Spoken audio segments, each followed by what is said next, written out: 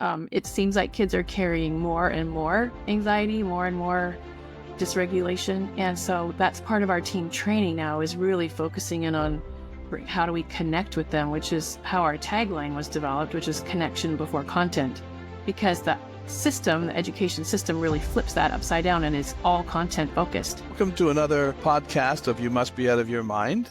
And I have an amazing guest here today that I think we're going to learn a lot from, Teresa Lubovich.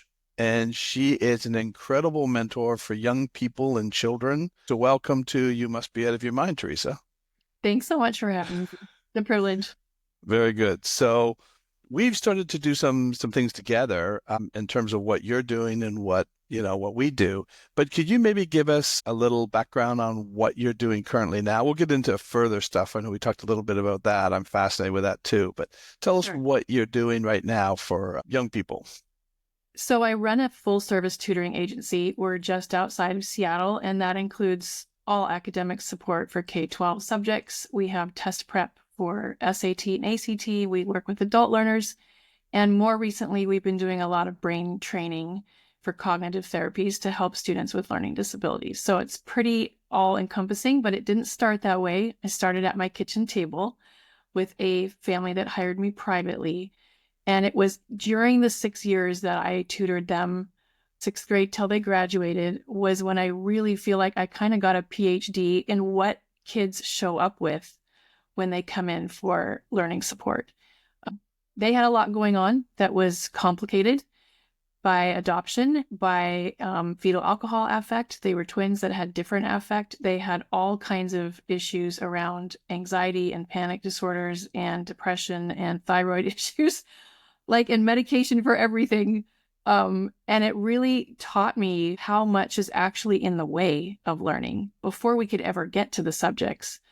Day in and day out, I had to navigate how the day was for them and what was happening, and eventually get them regulated and present at the table so that we could actually do the work. And by hard work and tears, they graduated high school. It was my great, great joy to see them walk. But it was really their experience with me that taught me so much about how much our kids are carrying that has nothing to do with what's in their backpack. It has to do with so much emotional concerns and traumas, big capital T, as you say, and small t, that get in the way. So that's really how it started. Now we have a group of 20 tutors. It's grown really big. So that's amazing. Well, yeah, you were so right, though, because you were getting a PhD. It's amazing that you sort of recognized that was the issue as opposed to trying to work with it and manage it, right? Which is what the current system does, is, okay, they've got that problem. We'll try to get them through with it, as opposed to addressing it and going to the root cause, which is really what we do as well. So I always talk about when people come in and they say to me, oh, I have anxiety. I go, well, no, that's a symptom. You don't have anxiety. Anxiety is a symptom of something. Why would your mind be anxious? Why would your mind be depressed? There's a reason why, because our minds don't do anything for just no reason. It just doesn't wake up one morning and say, all right, Teresa, we're just going to be depressed today. It's depressed because it's trying to get you into some sort of an action or fix something. Yeah. And if you don't fix it, I was go depressed. so drawn to your stuff because I was like, where has this been? I needed it back then when I was first starting. I love that you've identified that and got the support available. It's fantastic. Yeah. And I know that's one of the things that we're talking about, is having you guys facilitate more of the programs. And so we've got it now in VR. So we're trying to decide whether we wait till we launch the VR, right? Or we do it, with what we've currently got, because the current online system is very effective. Yeah, it is. And when I first started to develop it, my wife, who's my biggest fan, she said to me, she goes, I don't know if that's going to work. She says, it's not you, but it does. It really works because there's a formula to what I've developed, and it's really the formula that works. And the way I think I describe it, which you'll totally understand, this will make perfect sense, is we need to create the optimal conditions, right, for the mind and body to heal. And what you were doing for those children that you were first teaching and learning is you were creating optimal conditions for them to learn. They will learn. But if you don't have the optimal conditions because their whole system's dysregulated, they'll struggle in school. Yeah. And that hasn't abated as I've been in this business now 20 years. We're having our 20th year this next year. It seems like kids are carrying more and more anxiety, more and more dysregulation. And so that's part of our team training now, is really focusing in on how do we connect with them, which is how our tagline was developed, which is connection before content, because the system, the education system, really flips that upside down and is all content focused and trying to teach to the test and make sure that the teachers are getting the scores that they need for funding and all those backwards ways of doing things that don't actually get to the heart of the student, which is what our goal is, always getting to that heart. And that creating the conditions for that is critical, because once we have that connection established and safety established, they take off and like their trajectory is like crazy good. But getting settled and getting ready for that is a lot of what we're trying to do. And I think it's brilliant that you discovered that, because I love that connection before content, because that makes so much sense. It's really what people are saying, well, your program is really long, 4 hours, is because I've got to create the connection, right? Because if you just start diving in, if you walk down and sit down to a child and say, okay, you're going to like me, I'm going to like you, let's go. They're not going to do that. The safety message has to be developed. They have the most excellent BS meter, do they not? No kidding. They will not move if they do not feel safe. That is for sure. What was really interesting is the other day, not yesterday, the day before, I was in Georgia working with 50 wardens, taking them through a group, doing our program. And boy, I got another lesson. Those are people that don't trust anybody. I mean, their whole system is about distrust. And so it made it a real challenge to try to build that connection when you're in a group of 50 people who are, they're suspicious of everybody. And so they have to be. That's their job, so they've got prisoners full of BS that are going to try to convince them, right? And they can smell that a mile away. Yes.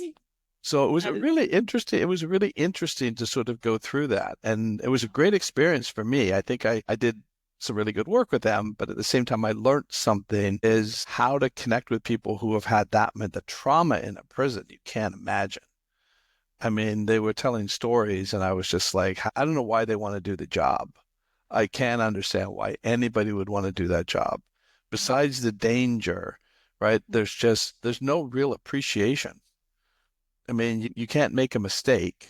And if nothing happens, and you don't get any recognition because nothing happened in the prison, everything went fine that day. That's a good day. Yeah. But nobody recognizes you for that. They only recognize you when something goes wrong.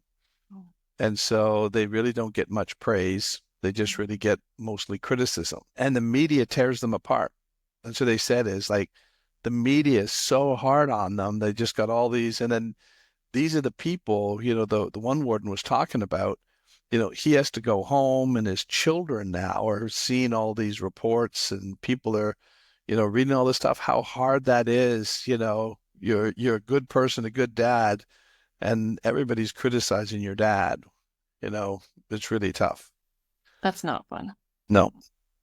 So, but this is what you're dealing with as well, as you don't know the home that the children are growing up in. So they're coming in with a whole bag full of different things, and no two people have it the same way. So tell me about some of your successes, because I know you're really super successful in doing this. You don't grow to what you've done without having a lot of success. So share with us some of the success. I have some specific kids in mind who came to us really dysregulated, really tough situations. The success for me, I actually get asked that a lot by parents when they're first questioning about joining our team and how, having us work with their family. They'll often say, like, how do you measure it? And grades would be an obvious improvement, but it's pretty far down our list. We have lots of other markers that we're watching for that have to do with regulation and calm. And so I think there's a particular boy that comes to mind who lost his father during COVID. And he was in, I believe, 6th grade and falling asleep in class. And mom was at her wit's end, didn't know what to do. They came and talked to me. And so out comes the story that dad recently passed and that they had also moved. And I was like, well, no wonder he's sleeping. He doesn't want to be present to any of this. It makes perfect sense to me that he's checking out. So he came to sessions, started working with one of our team weekly, and For the first year, it was pretty challenging to get much work out of him. But our consistency in showing kindness, offering hospitality, we always offer them a warm drink and a treat. We try to just really be consistently safe and kind and calm. Eventually, one day, this boy said to the tutor, "Can I show you a picture of my dad?" Out of the blue, hadn't talked about the father the entire first year. Wow. That was a massive win that he Yeah. wanted to share that very personal space. And so, of course, the tutor was prepared and handled it beautifully, and they got to see the photos of dad. And then the next couple of visits, it maybe wasn't mentioned again, and then it was mentioned again, and then some stories started coming out. One day, this boy showed up for his sessions with a Ziploc bag of like blackberries. And the tutor was like, "What are these?" And he said to him, "I was out picking berries with my mom, and I was thinking about you. Wow. These are for you." Well, the tutor was about near tears because that's another huge win that he had the kind of wherewithal to even think of others at the time and then bring a gift. And then since then, he's made us a pie. He's brought gum to share with everybody at the tutoring center. Like things like that are really important tells that his heart is more settled. And since then, his learning has just taken off and his disengagement has become full engagement. Mom is like, "I don't know what you guys did. What happened? This is not the boy I brought you." And I'm like, "Yes, this is not the boy you brought us. That is our mission, is to give kids back to their parents in that way." Some of the other comments, I believe, for me, that are big personal wins are when a family will say, "Thank you for giving me my student back. We're not fighting anymore. They're owning their load. I don't know how you did that. What magic are you doing over there?" And honestly, it comes back to every tutor being trained in my model and how to work with them when it comes time for them to show up with a difficult day, especially. I've had some teachers on my team who really struggle with the model because their whole training is about getting through the content. And they've come to my office after a session and they're like, "We didn't get anything done. I don't know what to write home." And I'm like, "Well, tell me what happened." And they're like, "Well, for 25 minutes of the 55 minutes, they talked about all this drama with whatever." And I just look at my team and I'm like, "That was the work." And now that bandwidth is cleared and they can go and do the rest of the work at home. Like you literally helped accommodate what they needed to process so that they could move on. Well done. And they're just like befuddled. They take the longest to train because of the other training that they've come in with. It's the same thing in the medical field as well, is that we're breaking new ground and I'm showing things. I'm going to publish this year a study on how we actually change the way the DNA is read and transcribed. It's phenomenal, Teresa. You're going to love I when want you to see see it. this. Because what I say is this unresolved trauma creates inflammation. Inflammation is a response to trauma, whether it's physical or emotional. So if you're punching me in the arm, my arm's going to swell up. Why? Yeah. To protect it. Inflammation is not a problem. It's chronic inflammation that's the problem. So the cells go into a cell danger response to protect the integrity of the cell. So it becomes hardened and inflamed to stop any bacteria or foreign invader getting into the cell. Makes sense, right? So nothing gets into the cell, but nothing gets out of the cell. Now, when the danger's over, the inflammation will come back down, and then the system will then turn back on. The immune system will come in and clean up. The problem is that people have not understood that trauma keeps running, emotional trauma. So what's going to happen to inflammation? Stays on. So the genes that regulate that inflammation stay upregulated. The genes that regulate the immune system are downregulated. So now these kids get sick Over and over and over and over because the immune system isn't strong enough to handle whatever's coming at them. Yeah. So what I'm showing is that when we resolve the trauma, the inflammation comes down, the genes that regulate inflammation and the genes that regulate immune come up, and we're proving it. It's going to be a world-changing study to show that if you can heal the child like that, you can also heal their physical. So the way to get to it is the emotional.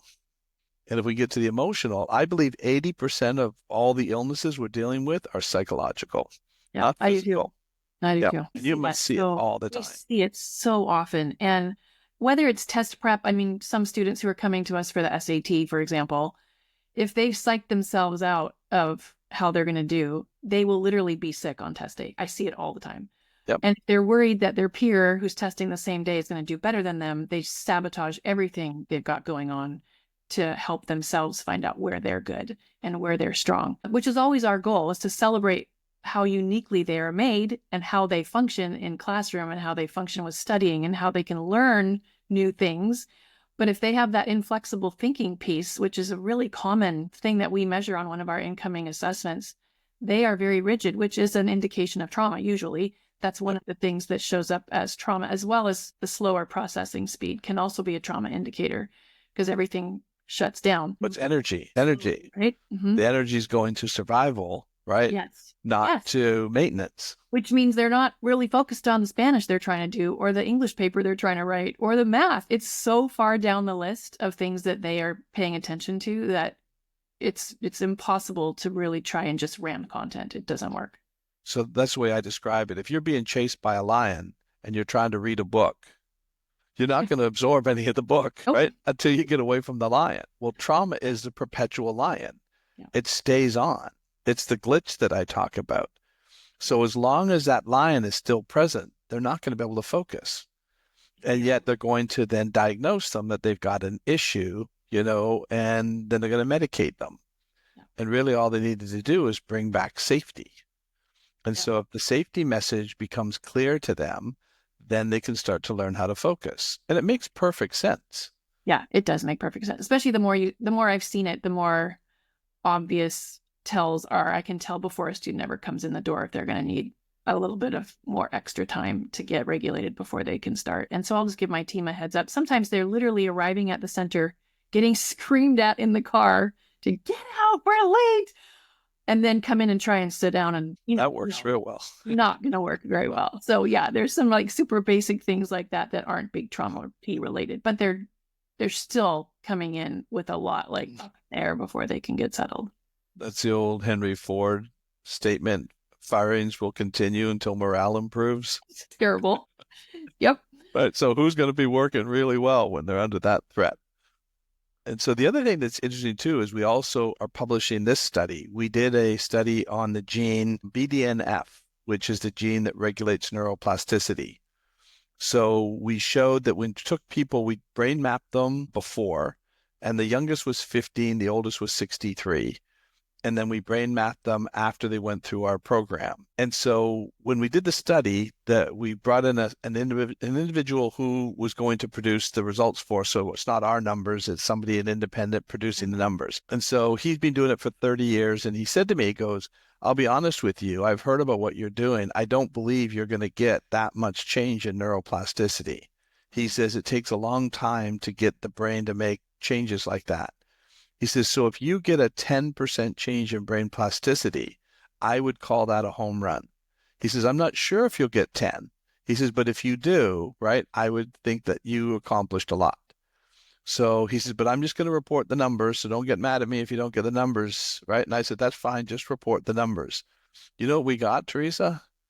45% change in brain plasticity. I believe it.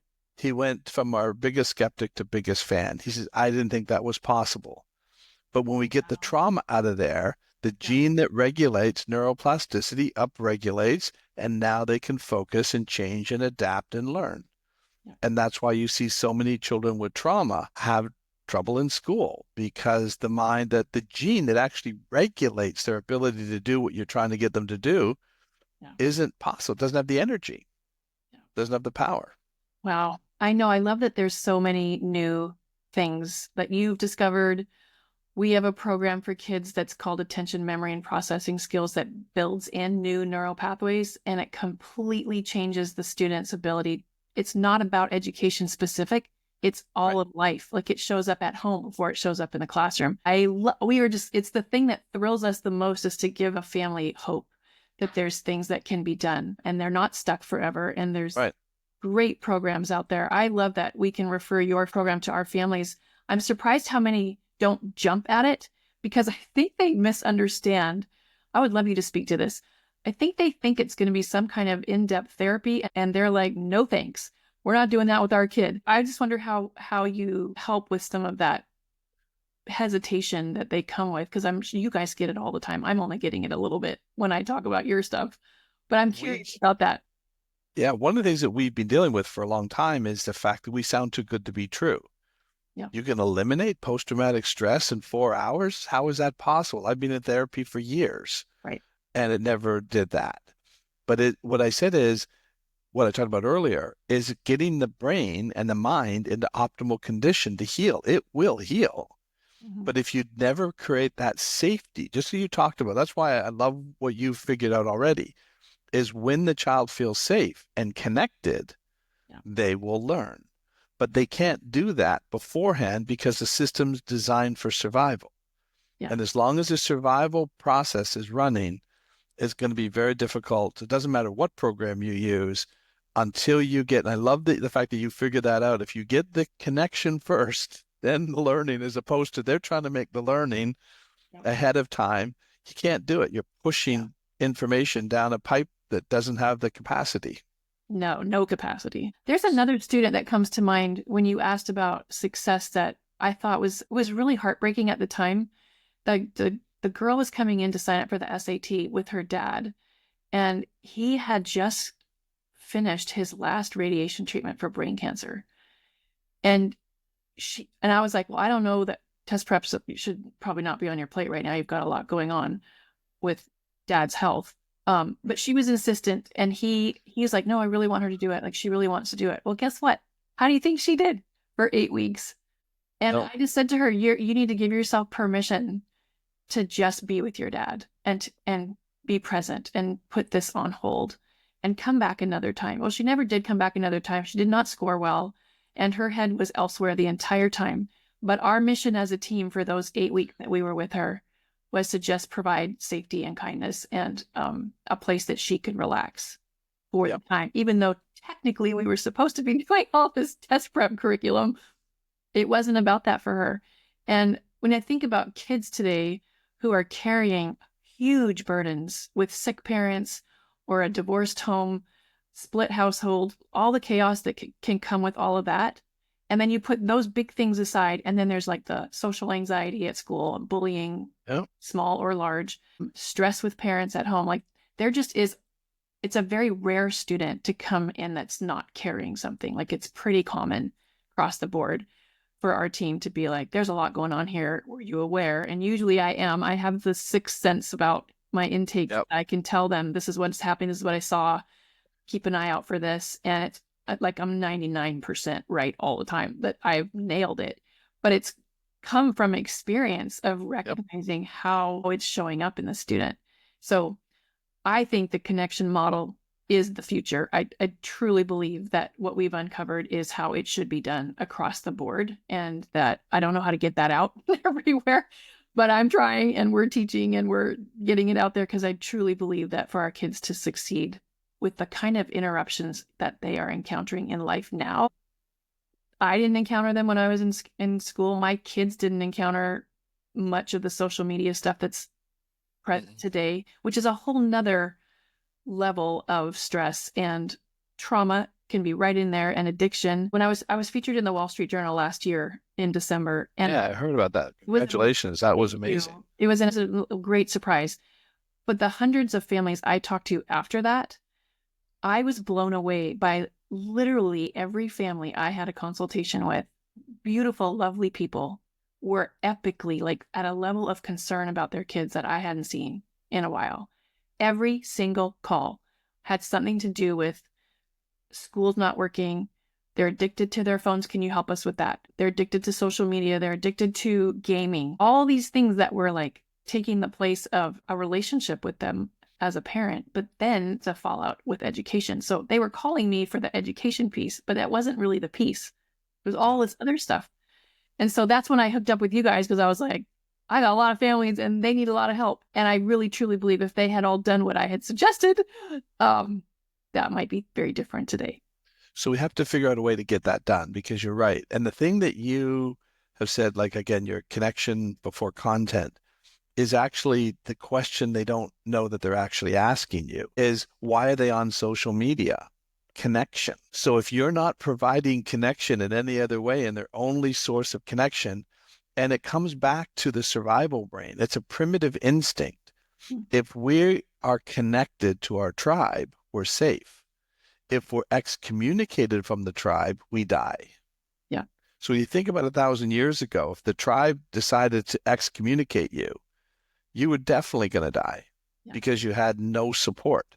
Right. So that drive to go to social media, even though it's not healthy, is coming because they're not getting connection somewhere else. Yes, 100%. And so what you're doing in school and tutoring them is actually giving them maybe the only connection they have.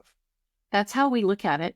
We Yep. literally anticipate that this might be the kindest, safest spot they've had for the day. Yep. Or the week.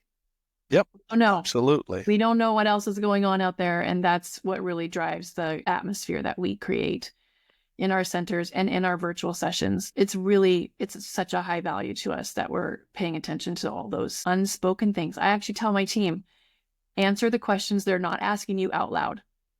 Yes. Yep. What are the questions? And then I have the team throw them back at me, and they're getting so good at it because it's so important. And in the same way, when we send the notes home to the parents at the end of the session, we're answering the questions they're not asking out loud too. And that is my kid going to be okay? Mm-hmm. Are you seeing them? Do you really see them? Are you attending to them the way that I need you to? Those kinds of things. It's a lot of fear. There's so much fear that parents have and that kids are bringing that we have to be aware of and really take into account how we speak to them and how we present. So it requires a regulated adult, a very calm, patient, regulated adult to sit with kids who are not regulated. Absolutely. Not get spun out by their dysregulation. And the number one fear for the human mind is uncertainty. Yes. So the more certainty they can create around themselves, even if it's not good, right? They're still trying to create that certainty. And then the problem is you've got parents who maybe really love their children, but they're dysregulated.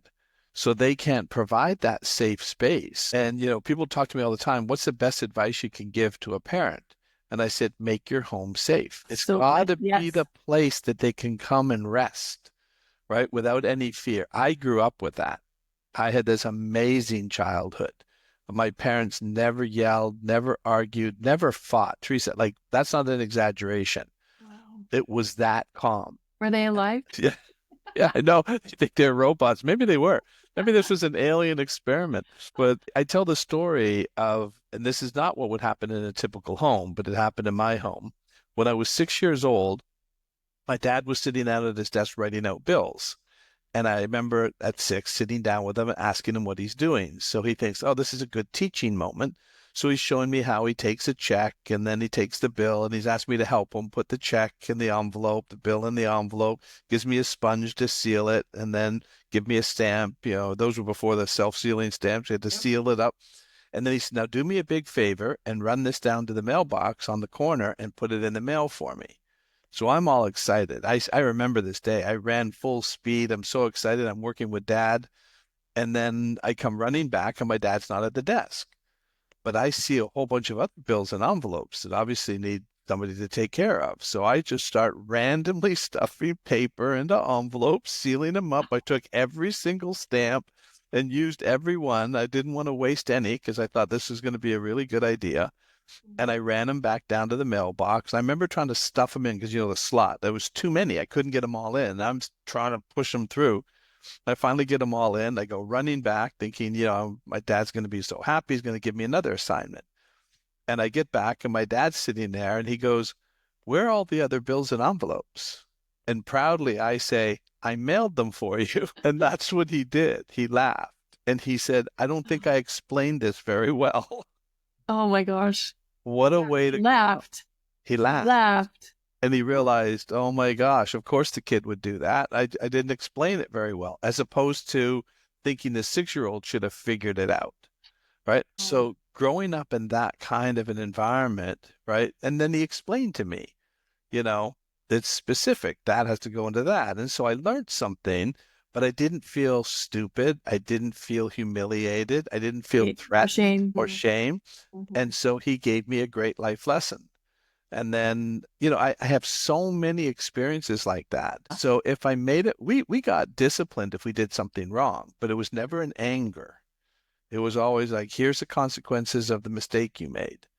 But it was never like, I'm going to get, so if you made a mistake, you weren't afraid, right? That you were going to get Right. hurt. There's so much fear. I see that too. I feel like one of the things that we love here in the office is if we hear kids laughing. That really good tell that safety is at play because everybody's busy, right? Doing their work or trying to do their work or whatever. So whenever there's like somebody's throwing their head back and having a good howl, I'm like, we win. We have Yep. won.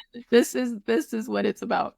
I love that he did that. That was great. That's a great story. So many. Another one that was sort of interesting is when I was 12, hockey was my big sport. So my dad had his car parked in the driveway, and they were just pretty narrow driveways, but I'd have the net at the end. But his car's sort of in the driveway. So I think, I know how he does this. I'm just gonna back it up, right? I'm 12. So I get in the car. I don't even close the door because I think this is easy. I'm just gonna turn it on and back it up. I don't know it's a standard. So I have no idea that Oh, it's in gear. So as soon as I yep. turn the key, it jumps, right? And the door's open and it hits the chimney on the other person's house, right? It stops, but it bent the door. And so like I'm like, uh-oh, what am I gonna do? So I went and I told my dad, even though I was like nervous, I'd made a mistake, right? And so he comes with me. He says, well, what? He says, are you okay? The first thing he says, are you okay? Is everybody okay? I said, yeah, everybody's fine.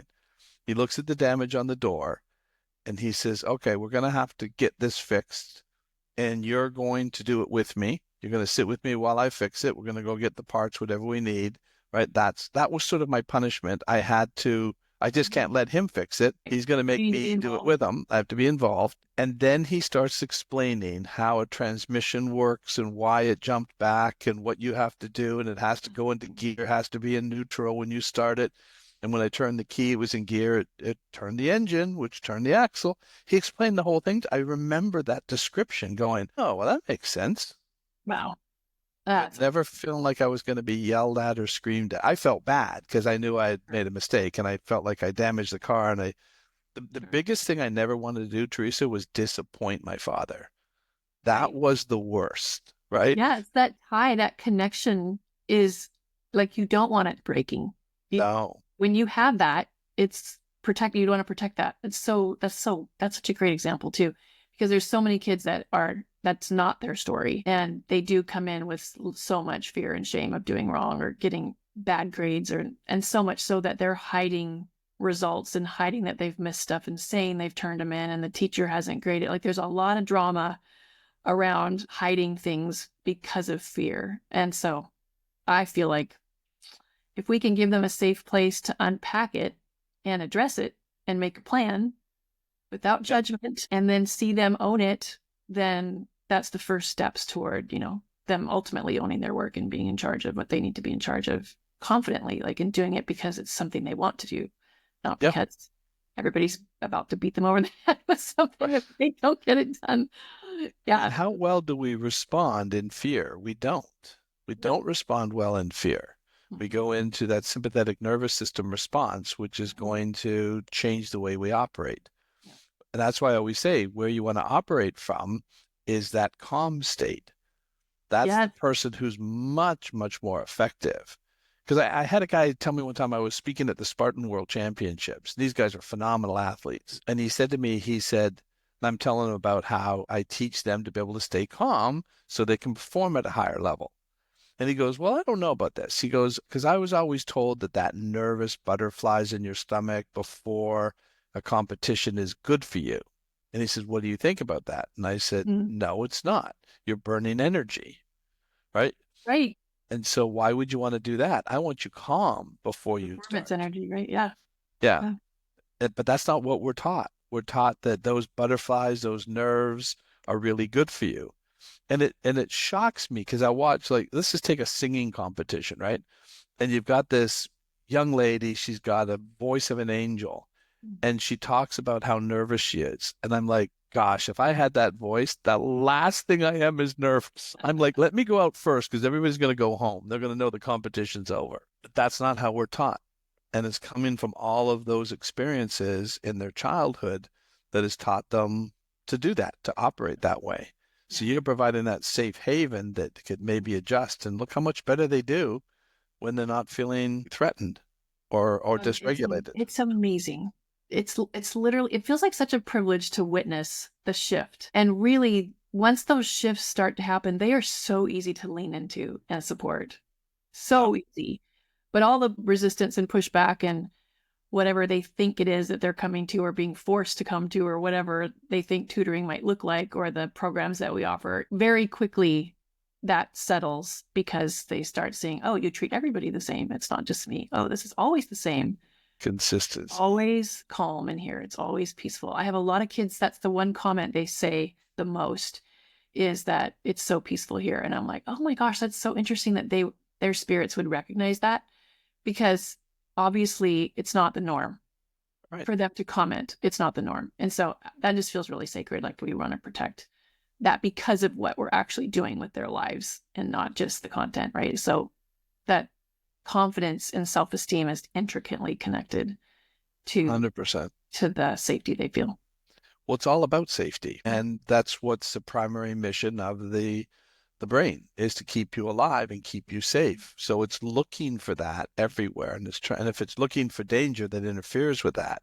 Yeah. So if they've got a lot of experience with, I don't do this well, I don't do that well, or I get yelled at when this goes wrong, then they're looking for that. I talk about my wife. My wife grew up in a very traumatic household with a very, very angry, violent father. So when I first met her, I could see, and that's probably what you do too. You see in these kids who they really are, but they don't feel it. Yeah. And so when I first met my wife, I was like, she's this loving, beautiful person, because my sense was so clear. I could see it so easily, and yet she didn't feel it. And if I said something as simple as, no, I don't like that, even just that calmly, she would tear up and start to cry and say, why are you upset with me? And I'd go, all that what? programming. Oh yeah. How do you think I'm upset?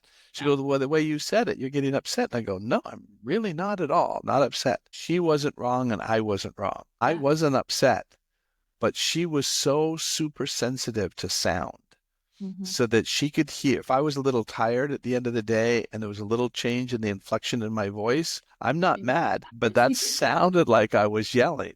Yeah. So that would activate her nervous system. And then her nervous system goes into fight or flight. And it's not making any sense to me at that time because I didn't understand it. I'm like, how did I do that? Like, I know I wasn't mad. Yeah. So I got to choose my words carefully. I got to be careful how I say it. I was doing everything, but I could activate her with nothing, with just a look. Which makes sense. It makes sense that she's hyper alert. Yep. Yeah, for safety. But not now. Makes perfect sense. Yeah. Once you get the trauma out of the way, she still has her ability to protect herself, but at the same time now, she's not activating on everything. Yeah. Where before she definitely would have. Yeah, for sure.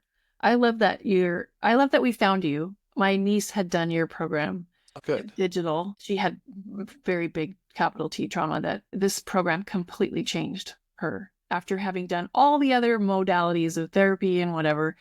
It was remarkable. And so I did it as well. I did it with my husband and my daughter, and we did it on a Saturday morning. We blocked it off, did it in the 4 hours together. Beautiful. And my daughter's hesitation about the program was, I don't want to talk about whatever my trauma is. I'm like, you don't have to talk about it. She's 31 now. She was very reluctant, which is it's probably pretty common, I would imagine. Reluctant to do the work. She wasn't sure what we were doing. But the training you do on the front end, getting you ready for the work you're going to do, was very fascinating. She was fascinated by it. And after it was over, like 2 days later, she came in the kitchen and said to me, I feel different today. And I said, tell me what's different. And she said, I feel like I had 1,000 computer tabs open in my mind and more than half of them got turned off. Yeah, that's it. Which was her anxiety, part of her anxiety. And I was like, oh my gosh, how cool is that? So it was interesting to see her response and then my husband's response and then mine. I was getting ready to go to my son's wedding and hadn't seen my ex-husband for 18 years. And there's massive big capital T trauma related to that relationship. So I did the TIPP program in anticipation of that day and was able to be 100% present at the wedding, completely present to my son and not have that angst and fear about the day that I had thought I was going to be. And that would be such a distraction. So we are like 100% sold on this program and tell everyone we can think of whenever it comes up in a conversation Yep. that this is available. And so, first of all, thank you for what you've put together. Oh, I love that thanks. we personally can share it because it's not just something we're offering that we don't really know about. It's actually impacted our lives in a positive way. I love that. Beautifully. Yeah. Yeah. And that's what a lot of people, again, the fear is I'm going to have to go through a lot. It's going to be painful. It's not, Mm-mm. right? It's very different. But the key is getting them into the optimal condition. And that's what all that education's all about. Yeah. Is all of a sudden it's like, well, this makes sense. Yes. And I love the parts where you talk about the atmospheric conditions and how that dictates so much. It was really, really clear and really helpful. And so now my daughter, she's 31. She is doing great. She doesn't have the same anxieties she had. She's been in the Navy for 10 years and is living on her own. Like, it's beautiful. And it all started for her. She was born prematurely at 1 pound, 7 ounces. She was Wow. so tiny. And so there was a lot of like things they scared us with her development, that things would be wrong or would, that her brain hadn't grown properly, and all the brain bleed, all the things that they scare you with. And she's just been an amazing human that Yeah, survived that traumatic birth, which was not her fault and no, had nothing to do with choices she made. So it's a wonderful gift to be now at this stage of life, seeing her flourishing, and seeing part of it is because of this program that we did. So, I love that. It's interesting because people don't understand, like, how does that work? How do you do that fast? It's just science. The mind and body are designed to heal. What interferes with the healing is it doesn't get into, like I said, you can be chased by a lion running on jagged rocks in bare feet. You won't feel the pain. As soon as you get away from the lion, now the pain, because the maintenance has to start. yeah. And so if Once the again, if the mind and body aren't in that condition to start the healing, they're just going to deal with all the damage being done, all your feet getting torn up by the rocks, right? But once you calm it down, then you can start the healing process. And I had a lady, I thought it was really good. She's actually a reporter with a big news agency, and she had been told by a couple of other people, another lady from a news agency, who said, you got to do this program. And so she eventually did it. And she called up her friend and she says, I feel different. I can't sort of put a finger on it yet. She said, I can't describe it. I'm not sure what it is. And she says, so, I'm just going to keep observing. I definitely feel different, but I can't describe it yet. And then she called her friend back the next day and she says, I just figured it out. She says, I was with my boss going over the show that we were about to do. And she says, and I'm always anxious. And I wasn't anxious. That's what I was feeling. It was gone. It's unfamiliar to her. That's why she couldn't say it. She knew it was different, but she couldn't put her finger on it Oh, wow. until she's sitting there going, I'm not anxious talking to him. And so she goes, that's when I knew it was different. Wow. That's so cool. I love how it shows up in different places for people. Like how their stories are, everybody's story is unique, but how it actually changes their perspective on things. So The other thing that it changes too, which is this is why we call it the performance program, which fits in perfectly with what you want to do, is we all have another gear. We all have another level. And so physically, it also shows up. So that's why I love working with athletes, because we see it with athletes. So as an example, I had this one father, he wanted his daughter to go through the program. She's a Division I swimmer at her college, and she went through the program. And then afterwards, he said to her, he says, so how do you feel? They run around, like, how do you feel? How do you feel? Is everything? And she's going, I feel good. Again, I'm not sure, right? She was pretty high functioning. I'm not sure what it is I'm feeling, but I definitely do feel better. So one of the things that I talk about is we actually change the mitochondria, the energy in the cells. So now you have less power when you've got all this stress going on. So she tells her dad, I definitely feel better. I'm glad I did the program. And then a month later, she's talking to her dad and she says she went to a meet and blew away the competition. And she went back, like, I had this great meet. She went back and looked, she was making personal bests all the month leading up to the event. oh wow. She was improving her She couldn't strength and tell how she felt though. She but it couldn't was tell. Yeah. showing up physically. We got so many people who break world records. Another guy, he sent me a map. He's from Phoenix. He sent me a map of a Saddlebrook Country Club, which is a golf course. And he sent me this map with this red line through the golf course. And I'm like, why is he sending me a map with a red line? And then he calls me a few hours later. He says, "You get my map?" And I said, "Yeah." You're And like, what the heck? yeah. And I said, "What is that?" And he says, "That's the route I run every day. I do that every single day."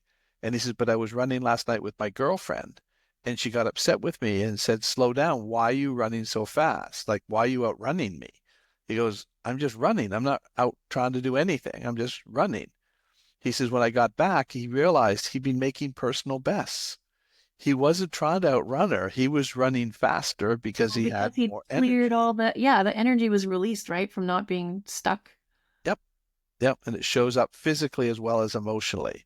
So those are the things that we're doing the studies on, because when you see that, like one of the tests that we do in the DNA study, which is absolutely fascinating, I didn't realize this, but they showed us in the test, gait speed, like how you walk, Hmm. everybody's improving their gait speed. Oh, wow. Just go through the program and it shows up in their DNA. Well, that makes perfect sense, right? Everything's affected. Like Everything, the whole system all the improves. systems they're so integrated together that it makes sense it would show up in different. Wow, that's Yeah. fascinating. So I love that the Wall Street Journal picked up on what you're doing. So tell me how they did that, what happened, and what are you seeing as a result? So I am a board member for the National Tutoring Association. I have been for a couple years, been a member for, I don't know, 17 or 18 years. And about 2 years ago, they asked me to be the special media liaison for people who were looking for interviews and stuff. So I've done a bunch of them. And I got an email from the president of the NTA that day saying, "Here's another interview. Would you take it?" And so I said, "Sure." I didn't know who it was. I didn't know who it was until we were done. And Well, this is the wildest part, which is a piece we were going to discuss. So let me back out of that for just a second. I didn't know that the Wall Street Journal was a big deal. I didn't know I was talking to a lady at the Wall Street Journal until it was over, which was probably good because I was just my normal, relaxed self. But the reason that I didn't know that the Wall Street Journal was a big deal is because I grew up overseas. I literally was in other countries from the age of 10 on, living on a hospital ship with mercy ships, traveling the world, giving free medical care to all these different countries that we were invited to. And so I have missed huge portions of American culture growing up. There's so many funny things that my husband's like, "Remember this TV show when you watched when he was a kid?" I've never heard of it. Stuff like that. There's huge chunks that I don't have. Wall Street Journal apparently was one of those chunks that I did not have. And so the article came out, and in December, my husband says, "We should look online and just see what kind of comments we're getting for the article." And I was like, okay. So, there's like 1,000 comments and they're flying in fast. And I was like, oh my goodness, what is this? wow. I had no idea. But the article was focused on the distraction, and the population right now that seems to be struggling the most is middle school boys with organization and engagement, which is right up our alley. And so I was able to speak to our model and what we're doing for her to contribute to the story. And then they were tracking another family who has ADHD diagnosis and trying to get him tracking through medication and all the things. So it was my contribution to that article that is why we were there. But I didn't realize that it was a big deal until everybody in my world was like, "Holy cow, Teresa, that happened." And I'm like, well, I don't actually know. It's kind of wild. So I feel like the fallout from that article was all these families reaching out for help and asking for us to help intervene with their boys. And our population kind of plays out that way too. We have a higher boy population than girl. And the issues around organizational coaching, which is one of the things that we provide, is kind of paramount to almost every student that shows up. It's a rare student that comes in and is like got a handle on everything and has good systems in place. Most don't. And most don't want their parents to help them with that. And most don't want to do anything other than use the calendar on their phone. And Yep. so we are taking in those families that we've been working with have seen huge impact shifts around managing their load, tracking homework, following through with turning things in, changing their mindset about how their brain works, and using the systems that best suit the way they process. And that's all determined on our upfront assessment that we use through a company called Mind Print Learning. And it's like a blueprint or fingerprint. Everybody's is unique, but it's a mind print, and it measures the 10 cognitive functions that impact learning. And then it comes with this tailor-made list of strategies that would be probably the most effective right away. So we don't have to throw spaghetti at the wall and hoping it's the right Yeah. thing. We're starting with a bit of a running head start, but that empowering the student to understand where their brain's superpowers are, because everybody has sections that are amazing, Yep. is really paramount to building confidence. And then they kind of learn that they have this kind of ace up their sleeve in how they perform in the classroom because they got their results and Yep. didn't know that their verbal reasoning was like the strongest thing, or flexible thinking was really high. And I always make a big deal of that particular one because it's so common for it to be a skill to support. But when kids Mhm. come in with good flexible thinking skills, they can pivot easily and make changes much easier. That really benefits them in test prep. So there's lots of celebrations and then using those strengths to support their weaker areas. So across the board for families who are asking for help for that, that's kind of how we onboard them. And then in communication with the family, we just become part of the family for a while and helping make sure that what we're suggesting, they know what it is and how to follow up at home and help the students have successes there. And then they report back with us. So we're kind of like a third party saying the same things the parents are saying, most likely, but we kind of have a bit of a cheat there because they are more responsive to us and more willing to dive into those things because we're not mom and dad. So it feels like we have a little bit of a like we're cheating because we actually get better results. But then they get a good system going and they change how they're managing and then we hand them back and they're not with us sometimes for very long. And then Yep. there's other families that have been with us for 6 years. It's just that they found their tribe and they might change subjects through the years as they get older. But I've told many a parent, your student doesn't need any more help on this math or this, whatever, name it. And they're like, that doesn't matter. Good. They're coming for the rest of their high school years. Like you've got them forever. And then when they go to college, we tutor them through college too. Like it's so fun to Wow. be part of the longevity of knowing families and then siblings and then cousins are coming. So it's kind of like take them all as we can. But it's because of I believe it's because of our approach is so tailored to them. And really, when you know who you are and what you are good at, you kind of change how you view the world and what your possibilities are. And that's Yep. really the root of trying to make the good connection and really support who they are because they're all so different and unique and beautiful and Mhm. they're struggling, but that doesn't mean they're not unique and beautiful. It just means that we have to work on some things. And so being able to provide that support, that's a very long answer for the Wall Street Journal. No, but Really what we've been doing. that's why it resonated, I think, with a lot of people. Yeah. It's one of the things that I say very early on when I start the presentation is I've had people cry when I say this to them. I'll say, there's nothing wrong with you, Yeah. and there's nothing wrong with your mind. Your mind is dealing with some events and experiences that are taking it out of regulation, right? And most of the times it's a glitch, it's an error message. Yeah. We just need to reboot the system. Makes so much sense. Yeah. And Well, then like, why they cry. They think because they're that's not what broken, they've been told. right? And they think they're broken and they've been told they're broken. The same thing with ADHD. I have a very different way of this is what I explain with ADHD. Mhm. I'll say to them, did you have a stressful home growing up? Whether it was intentional or not. You could have two professional parents that love their kids, but they're totally stressed out professionally. It's going to show up in the children. So they're not Totally. trying to do it. It's just the way they're dealing with their stress. So if during the most formative brain development years between 0 and 7, this child is dealing with all of this stress, intentional or not, Mhm. the child doesn't have fight or flight options. You and I, as adults, if we get into a disagreement, you can fight with me or walk away. A child doesn't have either. They can't fight, they can't walk away. So, how do they deal with the stress? They literally do this, they tune it out. Yeah. They'll focus on anything but that stress. So now they look totally distracted. They can't focus, but they trained their brain to do that. Yeah. And so, That's yeah, to to survive. Yeah. survive. Yeah. So now you stick them in a school and you say, now focus on that lady up at the front of the class. Well, they've trained their brain to do the opposite. And then they diagnose them that there's something wrong. They have ADHD. Well, no, they just need to retrain their brain. Yeah. Right? There's nothing wrong with them. It's a coping mechanism. They coped with their stress by unfocusing. Yeah. And yet, now here's what's fascinating. So many of them are very, very smart. And then I just had a Oh, yeah. meeting Very the bright. other, very bright. I just had I was in a conference last week, and this one gentleman said, had ADHD and that he's super successful. And I said to him, tell me what you're really good at. And he goes, well, here's where my strengths are. And I said, the reason you were able to do that is because you were interested in it. When you have interest in something, the ADHD doesn't stay because now you can Right. focus because you like what you're doing. When you found, but now because you do things, you trained your brain. If I'm not interested in this, ignore it. Don't pay attention to it. So they could diagnose themselves or get diagnosed with ADHD when in actual fact they're brilliant. All they have to do is find out what they're interested in and they can excel.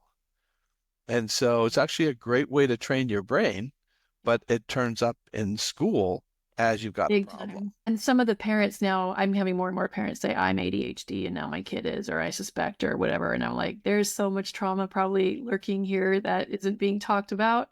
I'm sure you've heard of Gabor Mate. Oh yeah, yeah. He said somewhere he likened it to attunement deficit. Mm-hmm. And I was like, that is exactly how I observe it in our kids too. Yeah. And so I feel like there's lots and lots of kids who come who have a diagnosis, who are in the middle of a diagnosis, or they're suspicious that they have it. They're starting meds in the middle of the med change, or fully medicated and have, it's better for them. Like we have all variations of that showing up here. There was a young boy whose father also passed away during COVID, and mom was diagnosed with cancer, and his ADHD was off the charts. And I'm like, well, no kidding. Like, yeah, don't focus on that problem. there's so much he doesn't want to look at. It makes perfect sense. But when they come and they work with us one-on-one, the ADHD usually isn't present. No, because they're interested. You make it interesting, and now they want to pay attention, and they can pay attention. Yes. And so I'm like, I get asked, like, why doesn't it show up here? And I'm like, it's the way we're working with them, but I don't know how to, I don't really know how to explain it well, but it's almost always a family will come in with a diagnosis, a medication, or an IEP for their individual education plan, all these things, or an IQ or whatever. And I'm like, everybody just stop with the boxes, please. And let me just your student. Yes. And we have a great session. Like it's all that noise, I feel like, is also contributing to what's happening. And as soon as you give them something that's interesting and exciting, the way you're presenting it is not the way they got it presented to them in school. And that's what they say often. I wish my teacher would have just said that, or can you come teach my class? I'm like, you wouldn't want me in your classroom. That would not be a good combo. I am a one-on-one girl. Like this is our sweet spot. But I hear that because I'm catching that. Why didn't somebody else do it this way? Or that's what I needed. And honestly, it's someone taking the time and being attentive and totally calm. And making it interesting.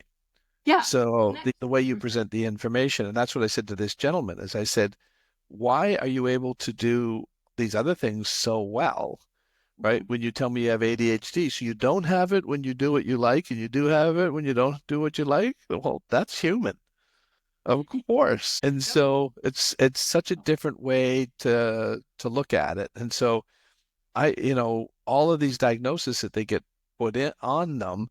Did you ever read the book or hear Jim Quick talk? His name's familiar, but I don't know off the top of my head. He's the world's leading expert on memory. And Jim Quick went through our program. I did his podcast with him. He loved what I did. But his story is fascinating because what he said was when he was in kindergarten, he was on a chair and he fell, hit his head on the radiator. So he had a brain injury. And he says he remembers not being able to focus and not be able to remember.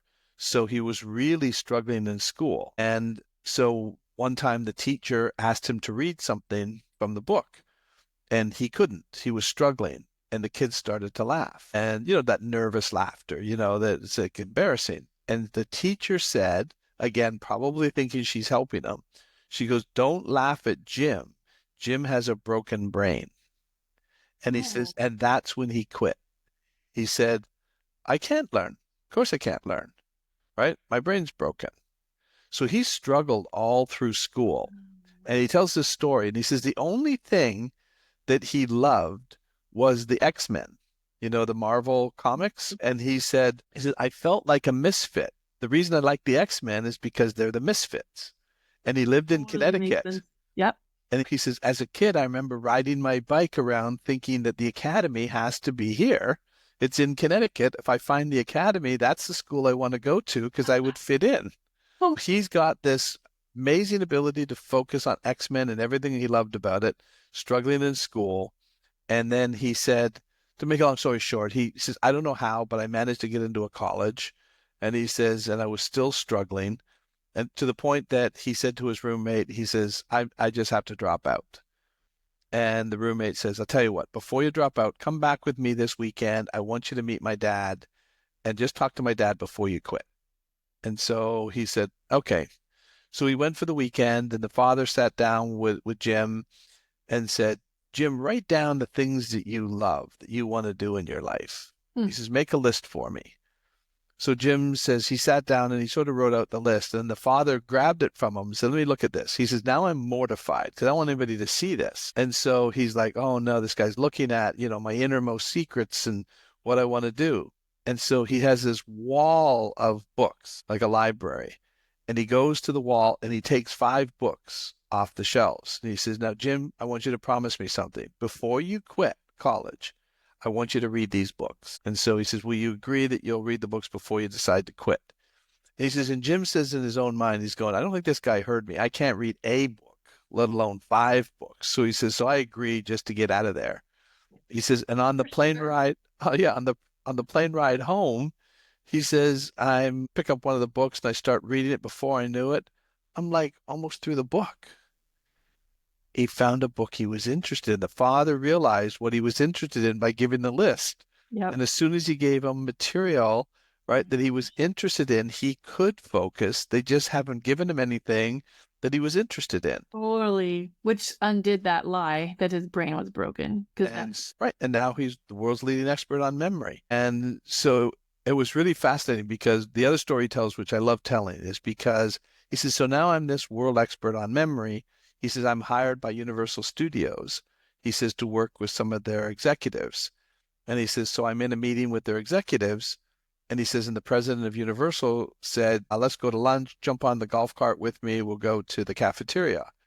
And on the way to the cafeteria, he says he sees the Wolverine billboard up in Universal Studios. oh, And so he says to the president, he goes, that was my hero when I was growing up. The X-Men were my heroes. And so the president says, where are you going to be for the rest of the week?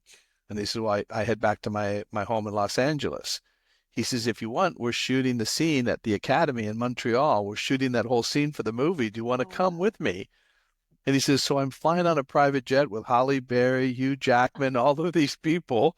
They let me stay there with them for a few days. I'm working on their lines to help them with all of that. And he says, what an amazing, like this is living his life's dream as a kid. right? He says he gets back home and there's this big package waiting for him. And it's a giant poster of all the X-Men with him in it. And they all signed it and said, welcome to the Academy. Wow. Isn't Oh that my incredible? gosh, that's incredible. I Yep. love stories like that where I think the impact of our words, I think we're careless as a culture. For sure. I mean, in a way, cursing others. And to Yeah. say that his brain was broken was a curse to him, really, until he got free of that. And I feel Yep. like part of our training with our team and the connection and all that is it's really the intention and how you say what you're saying and what you focus on. And it's so significant because we all believe things that aren't true about ourselves. Like the girl who was singing, like you were saying, she had a beautiful voice, but there was a whole bunch of lies that she had about whether she would be liked or valued or whatever those things were for her from her story Yep. matter. I love that's a great story. I haven't heard that one. I loved it. I sat with him when he was telling me the whole story, and I was just like, this is amazing. And then the other thing that was interesting, I wrote my 4th book. I called it Don't Mess with My DNA, because this is all what I'm working on. And this is one of the things I talk about in the book. It's just like you talked about how words can have an impact. And I said, with the best of intentions, you can hurt a child. So that teacher wasn't trying to hurt him. She was trying to help him. She thinks she's helping him by making an excuse for him. But what she did is she set a tone for him for the rest of his life. And so I talk about when my wife was growing up. So she's got this traumatic household she's already in. And then some of the mothers in the neighborhood decided to put a tea party together so that all the little girls could come to the tea party. So she's all excited because she's a girly girl and she gets Her grandmother dresses her all up, and she gets to the tea party, and the mothers are greeting them. And the one mother says to Bridget, she goes, "Oh my gosh, Bridget, you're going to be such a heartbreaker when you grow up." And all the other mothers are like, "Oh, yeah, you're going to be a real In heartbreaker." unison, I all agree. She says, "I felt sick to my stomach and had to go home." What she heard is, "You're a bad person. You're going to break people's hearts." Now, they're not trying to say that, but a 6-year-old doesn't know what that means. So she's filtering through her experiences, thinking that that is a bad thing. And they're not trying to do that. So you have to be so careful with the words. And also in the book, I tell the story, which is funny, which isn't traumatic at all. But I remember my mother saying at times, "It's difficult to make ends meet." Oh yeah. And I remember as a child thinking we were having a problem with meat, getting meat to get together, like 2 pieces of meat. That's your I child brain. You don't have the capacity to. No, that's exactly, and I tell that story because it's sort of funny. It wasn't harmful to me, but I just assumed there was some sort of a problem. And do you ask as a child? No. No, you don't. You just move What do you on. mean ends meet? There's a problem with meat in this house. I don't know what it is. That's We're awesome. having trouble getting I them love that. together. That's actually a good example because kids will say things here about something someone said, and I'm like, oh my goodness, like, wow. Which is why we spend a lot of time focusing on the strength and using the strength to start, Yes. not the other way around. It's kind of like the Strengths Finder assessment. I love using that for some of my hires because everybody else in the generalized population and the generalized procedure of getting hired talks about tell me your weaknesses. Well, I'm like, I want to know where you're a superstar because that will help with the things that we know will show up Yep. eventually. That's with us with students too. And if they know that they're good at something or that they have a strength that other kids don't have, like that's really powerful. And it changes their self-esteem in a pretty significant way. Just like Jim Quick talked about when the father gave him Yep. books that he made based on what he matched up with what the father figured, That all was of a really sudden it powerful. was like, oh, he woke him up. That was yes. Oh, that's a good phrase. Wake them up. I feel like that's really what's happening here too. Yeah. And so once they identify what they're good at, no two people are going to be good at the same thing. Even the kids in the same household may not be good at the same thing. But when you identify, Mm-hmm. it's amazing what can happen. It's interesting too, I think, in looking at students who come in for support, usually they're at the end of their rope by the time they call. They've tried everything they can try. And so there's a certain sense of hopelessness, I guess. Being here with our team and how we're working with them creates a community they didn't have in a way that's unique. And I feel like that's such an important piece of our humanity and how we do best when we have community around us. And I realized recently, talking to somebody else about my upbringing, that traveling the world the way I did exposed me to a lot of different cultures. And to this day, I have friends flung around the globe that are lifelong friends. Hmm. But learning the different cultures and learning the way where we're the same and how we are all interconnected to each other um, really feeds this model that I've developed, which I didn't connect to my childhood. I connected it to those kids I started with, but it really actually goes farther back that in my DNA, really truly in my DNA. First of all, saltwater's in my DNA because I was living on the ocean. But this whole idea of community and connection and then support for others and celebration, it's Hmm. all connected to that and all goes back to my early years. So I feel like in some way, it's kind of my pedestal to speak on. It's what I preach all the time, but I'm doing it in a way with my team that really helps them. Actually, they're building new connection in their own communities because of the way they're Yep. doing this job. It kind of has this ripple, like it goes out in a way. I 100%. feel like it's really powerful. It's And your work energy. too, like your work is the same. You're undoing all these things that have all this ripple effect in every area of their lives, Yep. which is so beautiful. It's truly so beautiful.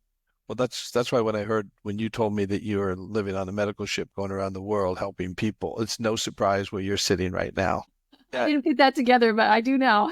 you were absolutely a person that wanted to save people, help people, and you were just drawn to this, and you're a natural at it. That's why it came so easy to you. Mhm. You're a natural, you could see things. it was sort of similar to what I talk about is people say, how did you figure all this out? Yep. And I had this idyllic childhood and I came in as an entrepreneur. I wasn't coming into this for the medical side. I was coming in to save my daughter. And so if I didn't do Yes. this, my daughter would not be alive today. So I came in with a mission of figuring out what did they miss? Yep. And that's what you did. You saw what have they missed? Yep. And that came from your ability to heal other people, help other people. That was your mission. That's what your parents' mission. So you came in as a person ideally suited to do what you're doing. Yeah, isn't it amazing how it all like fits together? That's It kind of is. wild. Yeah. Yeah. I do love it. I thought it's everything to me that to be able to pursue this and change kids' lives one at a time. I Yeah. just wanted to get out farther and bigger and be more the norm than what we have It right now. definitely should be. So anything that we can do to help spread that, and I think we'll be doing a lot more stuff together and helping you to I'm help so your excited people. about And that. Yes. yeah, so we'll Yeah. definitely figure out how to make all that work. So Yeah. thank you so much for your time. I know we went probably a little longer, but it Oh, we're was, good. We're we're so good. good. I'm happy to be with you. That was really fun. I, I love what you're doing. yeah, and I love what you're doing too. It makes so much sense to me. So I'm a big believer in whatever we can do to help children. What you're doing is changing lives. You're not just teaching them, you're changing their life. And there isn't anything more rewarding than that. I know. It's true. Thank you. So thanks, Teresa, for being a part of and everybody for listening to another episode of You Must Be Out of Your Mind. And there it is. And there it is. You're used to hearing that. I love that. We still say that around the house when we have things happening. And there it is.